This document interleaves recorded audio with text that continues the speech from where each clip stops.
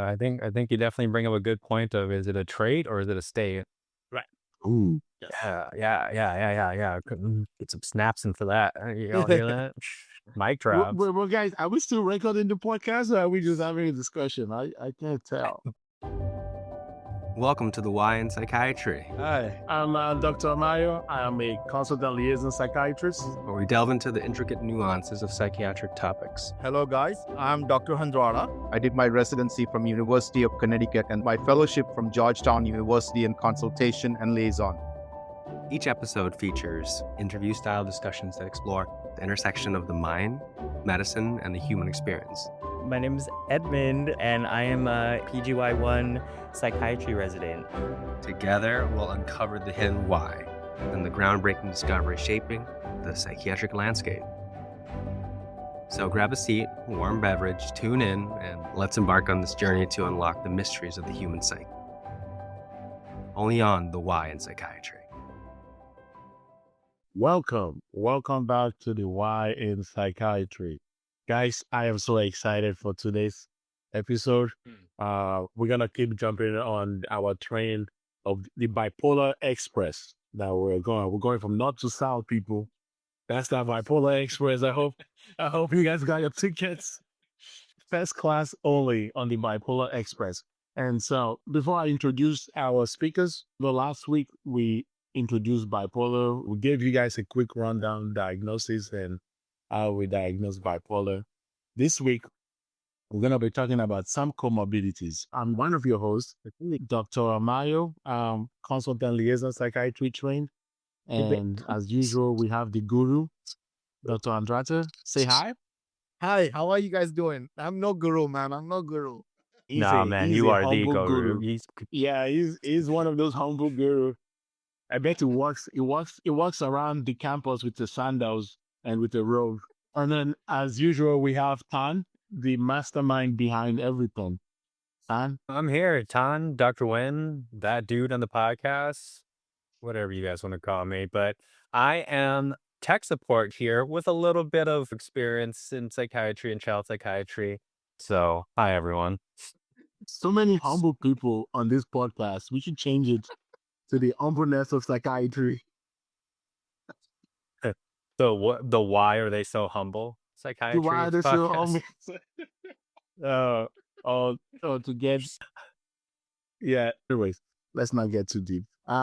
So today, I was thinking, after we made our first episode, I was thinking, why is it hard to diagnose bipolar disorder? It's because they have so many comorbidities. They look like bipolar disorder. So how can we differentiate that? So I let Tan talk about ADHD because that's where it starts, because neurodevelopmental disorder. I'm going to say that, again, just to remind everyone out there that a child is not just a tiny adult, right? We cannot expect them to have the same temperament and expectations of adults in society because they are growing up, and throughout all those developmental stages, all the ones that you look up before your boards, those all play into account. Because when we were talking about bipolar before, the question always is, well, is it developmental temperament that we're seeing? Is it parenting? Is there something else going on at school? And then if it truly is bipolar, which, yeah, you can diagnose them quite young, even before the age of 10, you want to make sure that it is a firm and confident diagnosis because you are committing them to a lifetime of medication. So with that being said, yeah, ADHD, the rates and the comorbidity of bipolar can be quite high just because a lot of the symptoms can overlap. By that, we might be talking about the hyperactivity being swapped out for the idea of the goal-directed engine that they have if it is bipolar. One of the other things is that with kids growing up, their presentations we know can be very different from how adults can present. If you guys remember the DSM-5, a lot of those behaviors that we've seen are bell curves that have been harvested from a set of data. Right. So thank you, military, for setting us the DSM-1. We're adjacently applying the research definitions to children as well. So you can already imagine there that the data can get quite murky. Right. Good. And a lot of that has to do with, well, the push of saying, hey, maybe not all kids have bipolar, and if it's not ADHD, and what are we looking at? We might be looking at something like DMDD or ODD, right? So, Dr. Wen, so it's not that bipolar disorder comes with ADHD. It's just that they have similar presentation, and sometimes they can have both diagnoses. Is that what you're saying? Diagnostic clarification is always the name of the game when it comes to child psychiatry, at the very least. Mm-hmm. I think the other big ones that I always have on my list to think about when it comes to the consideration of bipolar disorder is an anxiety disorder, right? Substance use, especially if they are within the adolescent range, and maybe it could be drug induced and we are totally missing that. That might be much higher on my list than bipolar most of the times. There are impulse control disorders, obsessive compulsive disorders, and impacts of childhood trauma really can affect folks on how they express their emotions. And that can also unfortunately look like a lot of these comorbidities to include bipolar disorder. Oh, wow. Thank you so Yeah, much. yeah. So then what are some other comorbidities with bipolar?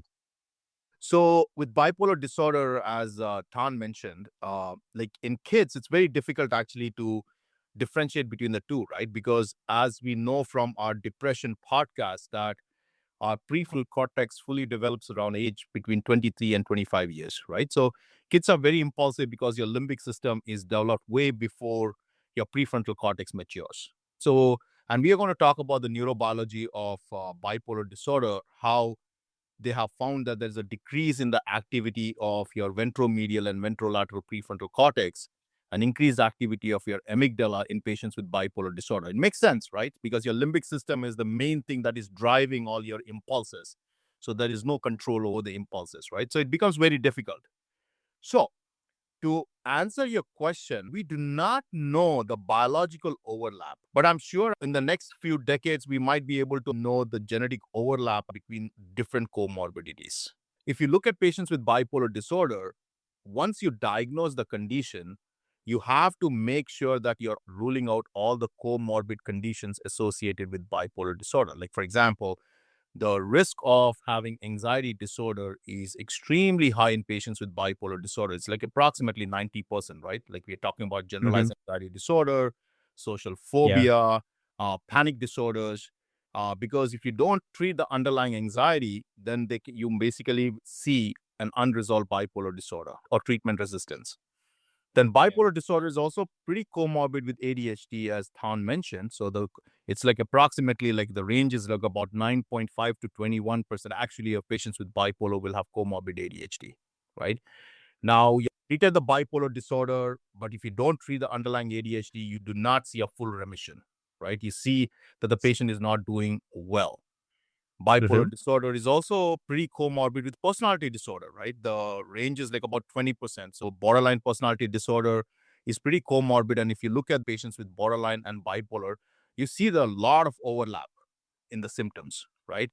And then bipolar is also comorbid with substance use disorder, right? Like 50 to 60% of patients with bipolar will have comorbid substance use, especially alcohol. So one of the literature I was reading say that even if a person does not have a history of alcohol use disorder and you diagnose them with bipolar disorder, you have to educate them about the risk of substance use.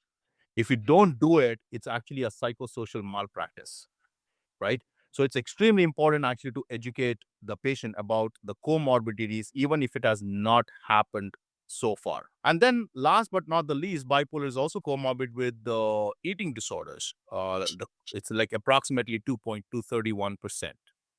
It's very important actually to rule out all these comorbid conditions, because once you treat the bipolar disorder, you need to make sure that you have also addressed the comorbid condition and also treated them to remission. I hope that makes sense. Just to piggyback off there, I remember I've always had a question when I was a med student about this. I mean, I know the answer now, but the one that I sometimes get asked is, oh, well, with all these comorbidities, do we just treat the bipolar, or do we do like everything all at once? And like, when do we pick one or the other? That's a really, really good question, right? So, and that question gets asked multiple times, especially like when you have bipolar with comorbid ADHD, right? Because the treatment for ADHD, if you basically use stimulants, the risk is like you can switch a patient into a manic or a hypomanic episode. So you're walking a very thin line now, but this is what I do, okay?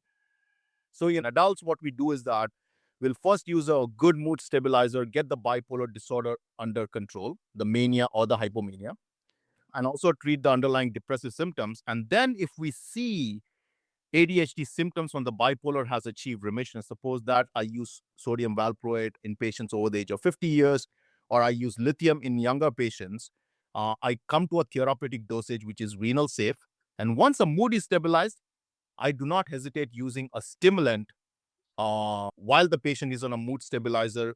Start low, go slow, and treat the underlying ADHD. If people are not very comfortable with stimulants, they can use non-stimulants like atomoxetine. Along with a mood stabilizer, again, I'm going to repeat, the patient has to be on mood stabilizer, FDA approved. Mood should be completely stabilized before you start treating ADHD, either with a stimulant or a non-stimulant. That's what actually we do in adults. Perfect. Wow, Thank guys. Yeah. So in the setting where, like you said, bipolar diagnosis can have severe implications, it's very like we're sure that it's bipolar. As a matter of fact, a lot of these illnesses and diagnoses are on the spectrum, like especially for something like bipolar. So by the time I make a diagnosis of bipolar, we are at the end of the spectrum. Like we're talking, you you went AWOL, spent 3 weeks on Vegas, spending all your parents' money type deal. So in my line of work, I don't get a lot of those like, is it or is it not? Because we our skill is very like specific. It's is way towards more of the specificity of do we have diagnostic clarity as opposed to sensitivity, if that makes sense. And also again, the good thing about the job I do is we don't need to make a diagnosis right there, right? We don't need to make a diagnosis right there. We know where we have very close contact with our patients and we can watch over time and see things over time. If there is an underlying mental health disorder, the job is so stressful that it would bring it out one way or the other. It would make the underlying mental health disorder manifest itself under stressful conditions. And so you cannot hide like a psychotic or severe mood disorder for long in my setting. But I think that is a good point. No, another thing actually is right. So you can see in the military. So sometimes like very young sailor or service member, they get sent to you for a command directed evaluation for because the urine toxicology was positive for either cocaine or cannabis. So when you are interviewing the patient, you come to know through history taking as well as collateral information that the patient was manic before the substance use started, right? And as we spoke about, like the substance use is so comorbid with bipolar disorder. That's where the problem starts, is that you have now diagnosed the patient with bipolar. The patient was manic. During the manic episode, they used drugs. Now it's your job to have a conversation with the command and make them understand that the substance use was because of the mania, and during mania, they don't have any insight. So that's a very challenging part, actually, right? A good psychiatrist will basically make sure that the service member is not kicked out of the military, right? Makes an appropriate diagnosis, and then let the commanding officer actually make the judgment call moving forward. Does it make sense? That does make sense. I mean, I do want to say either way they are leaving the military, but your point is how they leave the military. Yes, that does make sense. Absolutely, right? And plus in the honestly, military, like the problem is that like if you're a very high officer, you're very scared to make that particular diagnosis, right? So you just have to kick the can, actually keep kicking the can till it actually explodes, exactly. actually, and then you're like, oh damn, what did I do now? Yeah, especially for like hypomania for bipolar 2 disorders. Right. In some setting, that could be very can give a service member a competitive edge, or it could be adaptive to like a military setting. And so, when you draw the line between hypomania and just really high speed, low drag, service member, right? And so it's For in I'm the military I'm feeling setting. targeted. I'm feeling targeted, but go on. Exactly. No, right? Like Todd right here, right? Like in the spice level, he's a little higher than, but like is that normal variant, right? So in a military setting, we wait till we're very sure and leave little room for those comorbidities. Although it's very hard to differentiate. I think you definitely bring up a good point of, is it a trait or is it a state? Ooh. Mentioned a very good point, right? You mentioned personality disorder, right? And we actually talked about like how comorbid personality disorder is with bipolar disorder. So especially like borderline personality disorders, like how do you differentiate bipolar from borderline personality disorder? Because both are disorders where there's a problem in impulse control, Mm-hmm. right? But the thing is with the personality disorder, like borderline is the attachment. And plus, borderline is not episodic like bipolar disorder, Like, right? yeah. Like your affect and the mood changes from minute to minute. Mm-hmm. Whereas in bipolar disorder, you do not see that, Yeah. right? So that's like a biggest differentiating point is actually the abandonment issues as well as the episodic nature of the illness. Because a lot of times people actually think borderline personality disorder is because the patient is sexually abused as a kid. But that's not true. You can Chronic. have borderline personality disorder with no trauma growing up. Mm-hmm. Yeah. Yeah. So that's a good point, actually. Like, how do you differentiate That personality is bipolar? that is a good point. And in my practice, the way I differentiate the two, like you said, the attachment and the reactivity. Borderline personality disorder is very reactive to external situation, as opposed to bipolar. I tend to say it's more of a stable mood destabilization, if that makes sense. And also, no matter how borderline you can't shake not going to sleep for days. Yes. Yes. Yeah. So there is that neuropsychiatric path to bipolar disorder that definitely is more telling. Right. Yeah. And one word of caution out there to those trying to pick up skills and whatnot to doing bipolar mania assessments is that do not hang your only laurel on sleep. I feel as if most of the cases that have been brought to me, it's like, oh yeah, they're definitely manic because they haven't slept in like 3 days. I'm like, okay, what else? It's like, oh, that's it. That's clearly bipolar. I'm like, well, maybe, right? I mean, first off, how accurate are you in reporting your sleep? One. And two, are they saying that and is it verified? And then three, like where is the dysfunction? Because if they feel fantastic after 72 hours of non-sleep, yeah, you got my attention. But if they're saying, I just haven't slept because of my nightmares, just be careful with that. Yep. Yeah, absolutely. And sleep is not a diagnostic feature, right, for bipolar disorder. It's a disorder, like as we spoke during the first episode, that it's a disorder of energy as well as mood and goal-directed behavior. Yep. Yeah. Yeah. It's me when I get a good idea, but it lasts forever. All right. So we talked about the comorbidities that you can find with bipolar disorder. The main takeaway from today is bipolar disorder has a lot of mimics, right? We talked about ADHD. We talked about personality disorders. We talked about GMDDs. There's a lot of other disorders that mimic aspects of bipolar disorder. And because of that, people with diagnosis of bipolar disorder tend to have comorbidities as well, right? And so one thing to do is make sure you have good diagnostic clarity, right? And teasing out those disorders. However, from a neuropsychiatric perspective, it is possible to have bipolar disorder and another comorbid disorder. And so you treat the bipolar disorder, you find out what's left, and you treat what's left. But it is important that you do not miss the comorbidities if they're involved, because they do contribute in the distress the patient feels. And that was it for the Why in Psychiatry on this episode. And that is why we should treat bipolar disorder. Till next time, guys, keep listening.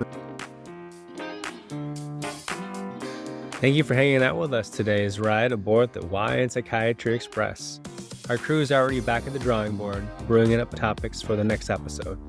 Don't forget to drop by our website or let us know what you love, what made you think, or what made you Google something at 2 a.m. At the end of the day, until next time, keep smiling, keep shining, and above all, stay endlessly curious. See you soon.